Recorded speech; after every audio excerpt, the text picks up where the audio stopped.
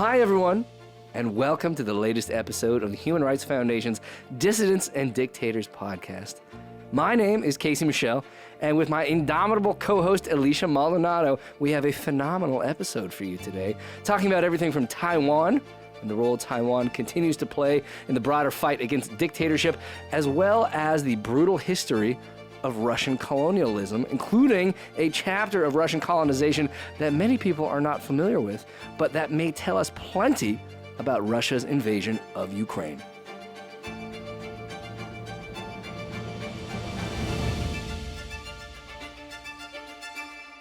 Hi, Casey. Good morning, Elisha. How are you today? I'm hanging in. How about you? Oh, it's another beautiful day in paradise. I'm so happy to be joining you to talk about some of these wonderful topics. Now, Elisha, I understand that you've been out of the office a little bit over the past few days. Just a wee bit. Week or so. You've been traveling. I have indeed. Seeing some of the world, seeing some sights. Where were you? Well, we were in Taiwan, Casey. Taiwan? What were you doing over there? I and a few of our colleagues went to Taipei for our 4th Oslo Freedom Forum in Taiwan, which is an offshoot of our flagship conference every year in Oslo. So we've done one in Oslo and we've done one in New York. And so a few of us went over to Taiwan and held another one there, another half-day conference. Now, is this a pun when you say offshoot? I wish I'd thought about that, but okay. no. That's why I have all the coffee flowing through my That's system. right. I have no coffee in my system. Taiwan is the host for one of Human Rights Foundation's Oslo Freedom That's correct. Forums. How many years has this been going on? 4. This is the 4th year. And this is the first one that you've been to? The first one I've been to, yes, in Taiwan, that is. A place that is so beautiful. I love Taiwan. I love the people of Taiwan. They're a lot of fun. They're very open, and they make you eat a lot of food. Well, there's nothing wrong with eating a lot of food, especially if it's delicious. It's delicious. It's so good, and they want you to eat all of it. Did you have any favorite meals while you were there? I wish I can remember the place, but our colleague Sherry took us to this very authentic sort of hole-in-the-wall spot. And when Warrior Kai-shi, who was speaking at the event and who is, the number 2 most wanted out of China after the Tiananmen Square protests, after, for his role in them. Anyway, when Warrior Kai-shi says, oh, they know what they're doing when you go to a restaurant. You did well, so I give that props to Sherry, but really good food. Well, always. I think you've sold me and my stomach on making it over to Taiwan for Oslo Freedom Forum next year. So this is the 4th iteration of Off Taiwan. I guess pulling back a second, there are plenty of potential candidates to host these kind of offshoots, as you said, these spinoffs of the Oslo Freedom Forum, which itself has been going on for about 15 years at this point, and as the name indicates, is hosted every year in Oslo, in Norway itself. Why Taiwan? Again, of all the places in this broader fight against dictatorship and this broader pushback against authoritarianism and highlighting and elevating the voices that are on the front lines of these fights, why Taiwan? Why has that risen to the fore as the host of one of these off events? Yeah. Well, as you say, on the front lines, they're, 100 miles from mainland China. They're living every day, staring down the barrel of a fight against tyranny. So, and they are so, such a passionate, democratic-loving country, and we're going to call it a country, even though, People's Republic of China do not want us to. Not recognized as such. Not recognized as such, but we recognize it as such, and as it should be. So they're just out there in Asia having this fight against a tyrannical regime across the way, 100 miles away. So they're doing their best, and they're a small nation, roughly 23 million. So. A small dog up against a big one. Absolutely. But, and punching above their weight as well, both locally as well as internationally. That's right. Geopolitics as well as democratic fights writ large itself. So tell me about the event itself. Tell me about the conference. How long was it? How many people were there? And beyond that, what were some of the highlights for you? Yes, it was great. Okay, so it's a half-day conference. Of course, Casey, you've been to our other forums, so we have all sorts of really cool exhibits and installations around the space. You can step on dictators or, paint on their faces or things like that. I should interject, not quite literally stepping on them. The dictators often Wishful don't thinking. actually attend. No. But they're images. You can certainly step, stomp, color, draw, whatever you want to do on them. Give them the horns they deserve. So there's that and other little talks. And then we have the main stage programming. So we have, of course, we had the Deputy Foreign Minister of Taiwan give opening remarks. Our founder, Thor Halvorsen, gave opening remarks. And, he's always so great. And I'm not just saying that because he's our boss. I love listening to him give a talk. The man knows how to give a speech. He absolutely does. Always very captivating. Very charismatic. Very charismatic. I'm always like, I'm ready to go ahead, sir. I'm listening. Well, I guess pulling back a second, this is, and again, we need these kinds of voices. Absolutely. We need this kind of energy, whether it's in Taiwan or elsewhere, as it pertains to pushing back against these dictatorships that are clearly on the march, both domestically and internationally as well. Okay, so you get there. It's an interactive yes.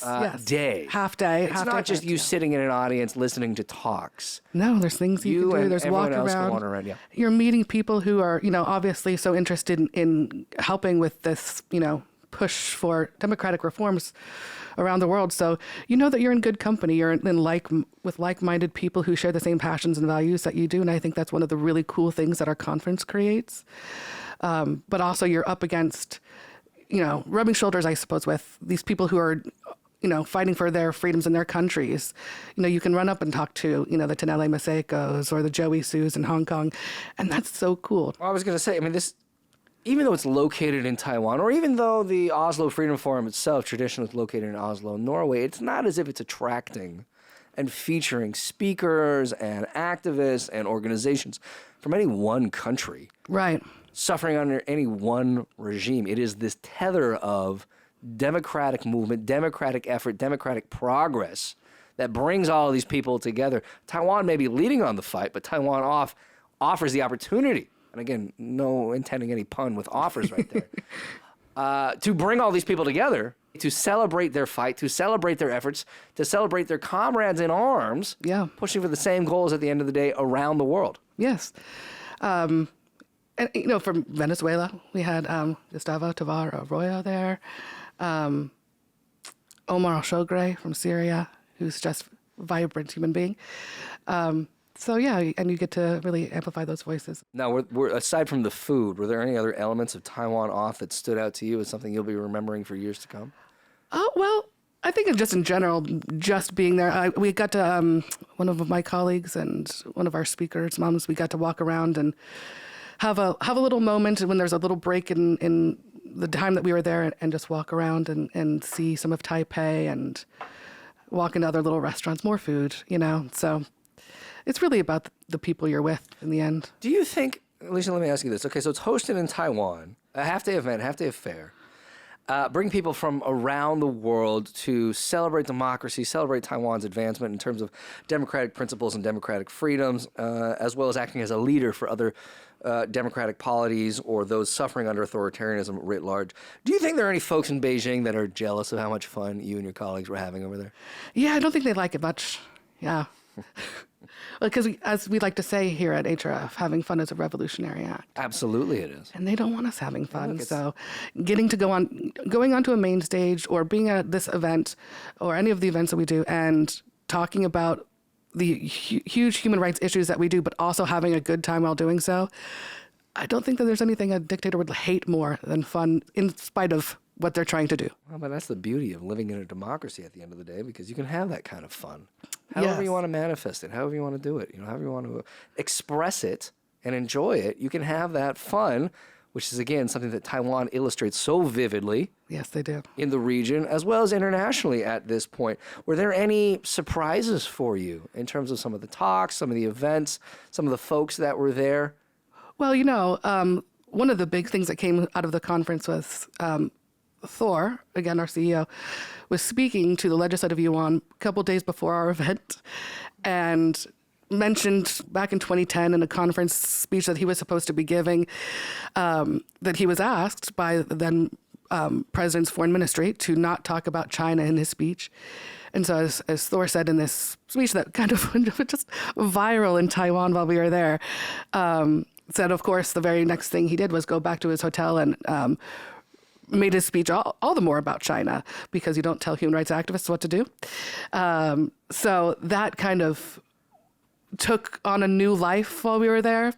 And so people were very interested to talk about that. And I think it's because they like to hear people bringing up these small injustices and then just blasting them. So that was an interesting little bit. Well, and these forms of censorship or self-censorship beyond China's borders has gotten great attention, especially here in the United States over the past few years, whether it's celebrities, whether it's Hollywood, whether it's industry after industry. We see these different manifestations of people biting their tongue, holding their tongue, not necessarily being out and out proud CCP supporters, but still being unwilling to publicly criticize what the CCP, what Xi Jinping, what his inner circle are doing in terms of kleptocracy and transnational money laundering, in terms of the concentration camp systems they built in East Turkestan, in terms of forced labor that is now emerging in places like Tibet, in terms of any number of topics. We see many of those in democracies, including here in the United States of America, being unwilling to criticize, being unwilling to hold other Western investors, Western polities and politicians feet to the fire. Would you say it's all about the money? I would say that there is certainly an argument to be made that it's certainly not about the belief in the vision of the CCP as it exists, but the belief in the vision of potential investment opportunities and profit margins that they believe the CCP can help provide. Right. And that has been the case for years, and that has been the case in many other countries that are overseen by authoritarian dictatorships, in many cases increasingly tyrannical. Obviously, I'm thinking perhaps most especially of places like Russia, which opened its door to any number of Western investors, Western-backed financial arrangements over the past 30 years, all predicated not only on profit margins, but on this kind of airy idea that, if we just invest, if we just build up these economic links, if we build up these trade links, they will follow the democratic path. They will follow the democratic model. Whereas now we know we weren't helping them transition to democracy. We were enriching them. That's right. We were providing them more resources, more financial wherewithal to conduct more horrific policies, both domestically as well as we've seen increasingly internationally. And again, Grubby little paws and everything. Grubby little paws in absolutely everything, whether it was self-delusion, whether it was bad faith arguments, what have you. At the end of the day, that might not even necessarily matter so much as there were so many Western companies, Western investors that looked the other way while their wallets were fattening through any kind of ethics or morals or so-called beliefs in progressive policies to the side, because they were profiting hand over fist on the backs of, again, outright enslavement and forced labor in places like China. Yes. The CCP is so good at it, too. They're just have such a long view, and a twisted sort of patience to just wear people down. They're masters at that.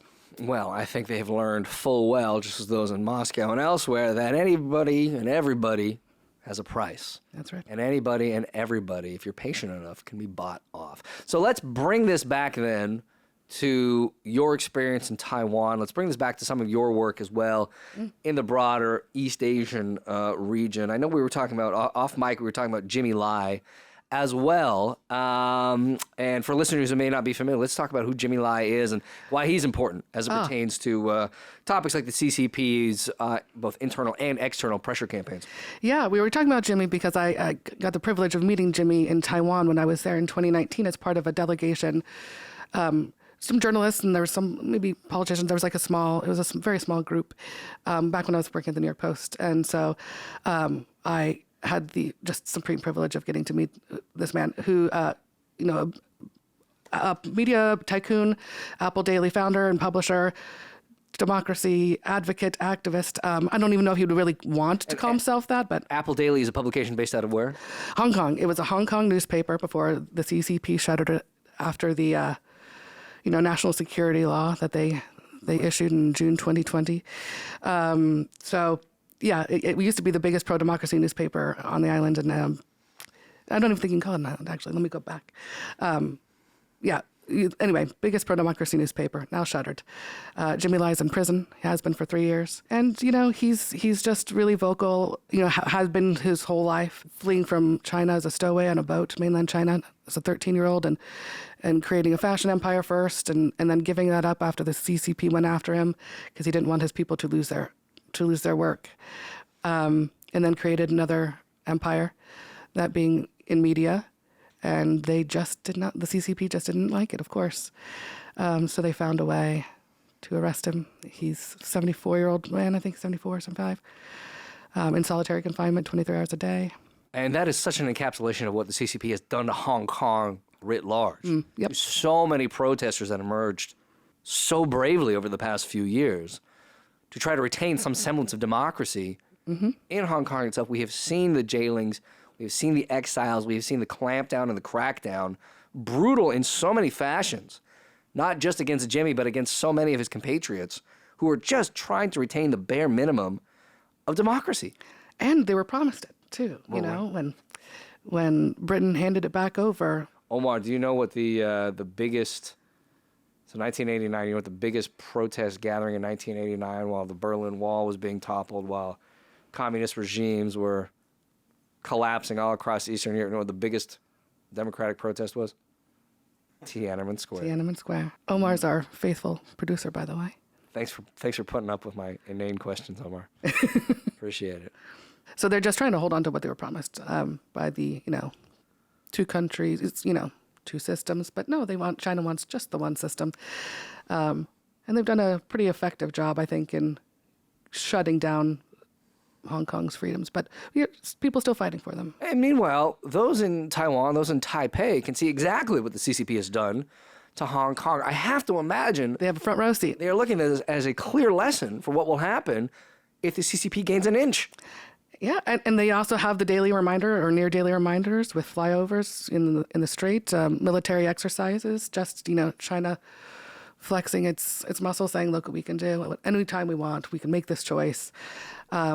So they really have to band together and get all the support they can do. Again, which is why it's so important to have things like Taiwan off to bring other activists, other pro-democracy voices around the world to Taiwan to see what the fight on the ground looks like. It's one thing for you and I to be talking in New York City, in a lovely boardroom, looking out over the Statue of Liberty. Yeah. But it's another thing to be on the ground, to be threatened by this day in and day out, to see your life, to see your countrymen's lives, to see your compatriots and your children's futures on the line threatened by these imperial, colonizing, tyrannical regimes. That's right. I cannot imagine what that is to live like that, day in, day out, the kind of bravery that takes. I agree. So we just got to keep giving them all the support we can, especially as China tries to strip away all the support from Taiwan as much as it can. So they don't have a lot of diplomatic allies anymore. China just keeps going after them with more money, these smaller nations. So, yeah, it was a good trip. Maybe you'll get to go next time. I would love to. I would love for you and I to go back to that restaurant you mentioned, the little hole in the wall. Yeah, so I'll have to ask Sherry. I can see it in my mind's eye, but it's over a couple streets and around, and Well, it's one thing to see it in your mind's eye. It's another thing to taste it on your tongue. You're going to go home and rub your belly afterward. That's right. That sounds You've delicious. never been to Taiwan, then? You've never been? Have you been to Asia? Yes. Where have you been? I've been to Vietnam. I've been to Thailand. I did my honeymoon in Indonesia. Ooh. And had a wonderful time there. Yeah, so you've been more Asian countries than I have. No, yes, I wasn't expecting to talk about this. Yes, I did. Well, yes, I've been to Thailand. I've been to Vietnam. I have lived in Kazakhstan. I have worked in Kyrgyzstan. I did my honeymoon in Indonesia, for a little bit in Bali, but as well out in the sticks in East Java, and that's how I knew the woman that I'd married was the right one for me, because we were in the middle of nowhere, looking at birds, as I am wont to do, and we don't have to talk about birds too long, but there was certainly a moment when we were waking up at 4 in the morning in order for our birding adventure to begin, and my dear sweet wife went over to the toilet, opened it, and there was a cockroach sitting in there. And, if she didn't divorce me at that point, thankfully, I'm not sure she ever will. Don't want to give her too many ideas.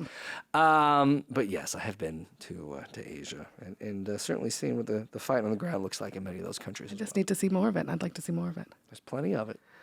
Speaking of imperialist powers, Casey, you have a piece out in Politico Russia's slaughter of indigenous people in Alaska tells us something important about Ukraine.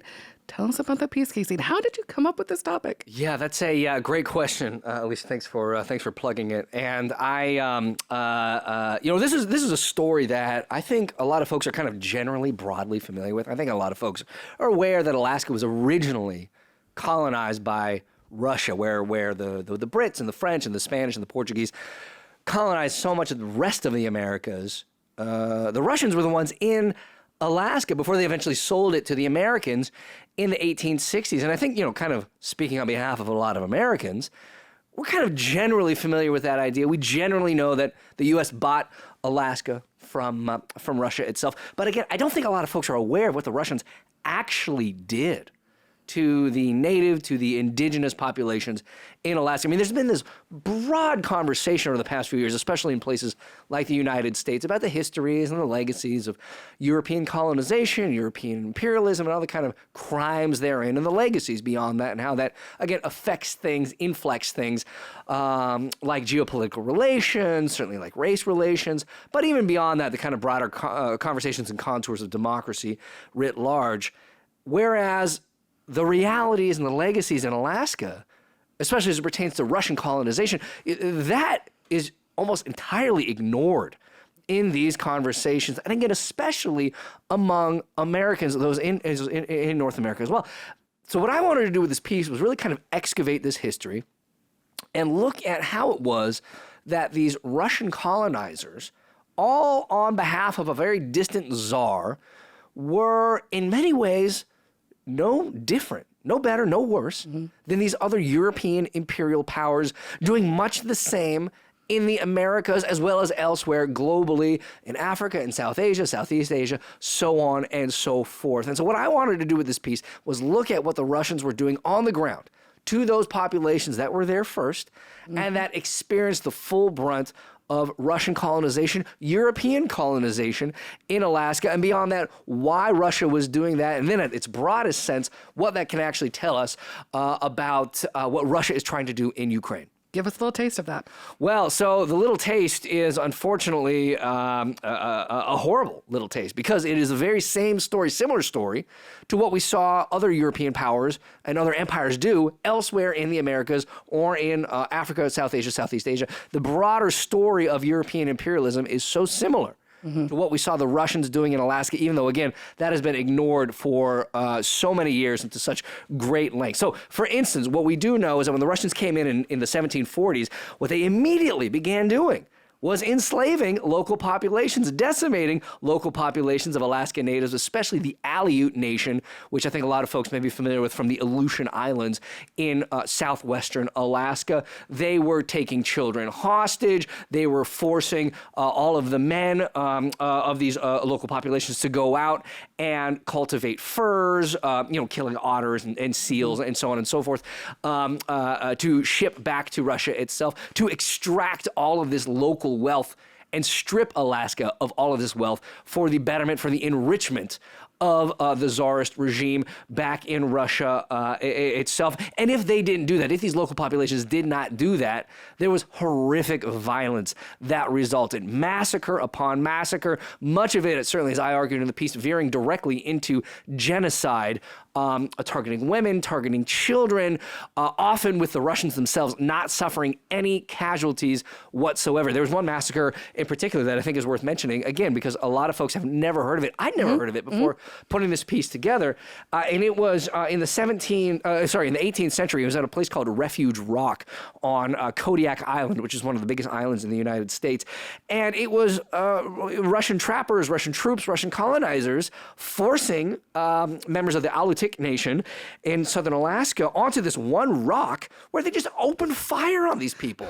And imagine, you are with your family, you're with your children, and you are deciding, to jump 10 stories off of this rock into the water because that's a better way for you to die than waiting for these Russian colonizers to come in. And again, it bears repeating. This is no better, no worse than what other imperial powers were doing. But this is what happened in Alaska for decades. This is what Russian colonizers were doing for decades before they offloaded, before they sold Alaska to the United States of America. And we're seeing that again, you kind of argue in Ukraine.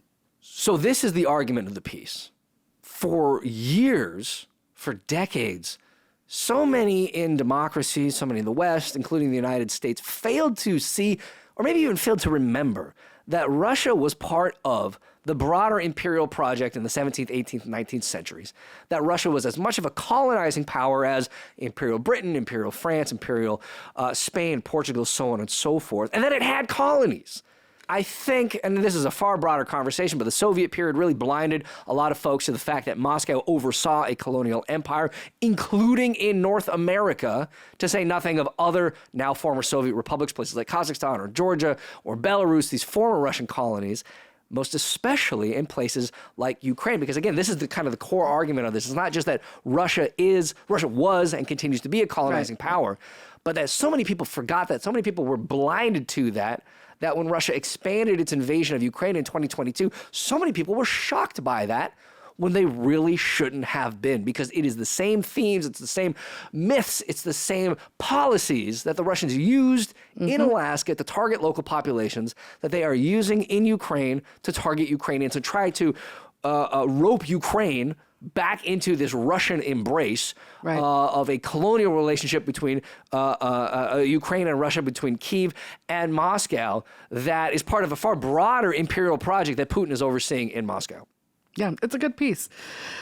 History just repeats itself. Russia keeps proving it over and over again, and yet it feels like we haven't learned a lesson yet, though. No, we haven't. And unfortunately, and again, especially for Americans, because this is such a part of the American story that has been overlooked for so long, what took place in Alaska, it is right there. It is right available for all of us. All we had to do was look. And I certainly hope more folks will look, will read this article, as well as plenty of other excellent historians that have focused on this topic to better familiarize themselves with what Moscow is under Putin, what Moscow wants under Putin. And again, not just in Ukraine, but elsewhere as well, because Putin will not stop with Ukraine. Putin will not stop with bringing Ukraine, as he has said, to its knees and back into the Russian embrace. And beyond that, what Russia has done already elsewhere to other colonies that it still considers part of the Russian Federation itself, places like Chechnya, but also places like Tatarstan or Buryatia that are still republics within the Russian Federation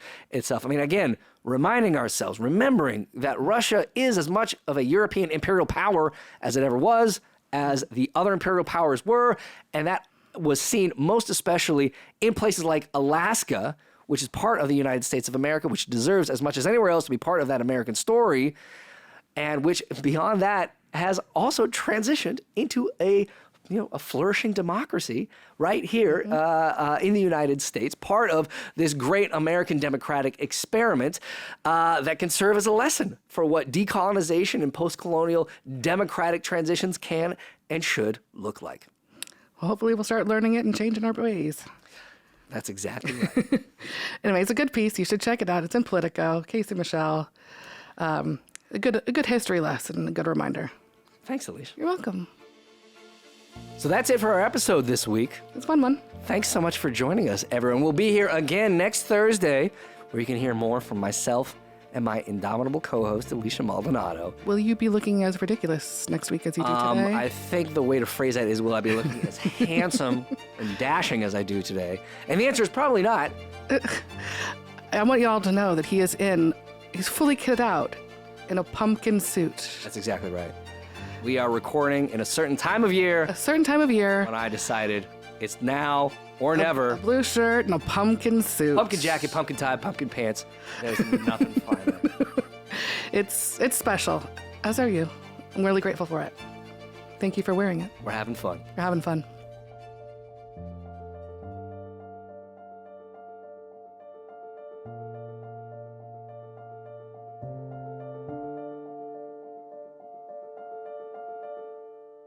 The Human Rights Foundation is a nonpartisan, nonprofit organization that promotes and protects human rights globally, with a focus on closed societies. We promote freedom where it's most at risk, in countries ruled by authoritarian regimes.